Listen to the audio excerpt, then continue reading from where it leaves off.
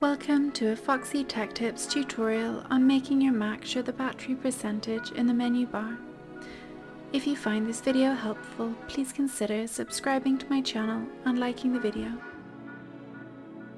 Start by clicking the Apple logo in the top left corner. Choose System Preferences from the menu that appears. In System Preferences, choose Dock and Menu Bar. Scroll down the left sidebar menu and choose Battery.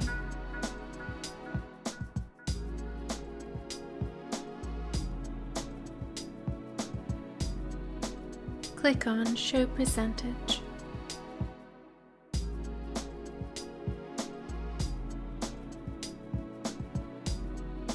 The battery percentage will now be shown in your Mac's menu bar.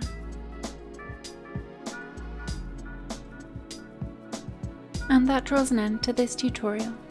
Please like the video if you found it helpful and subscribe to Foxy Tech Tips for more Mac tips and tricks.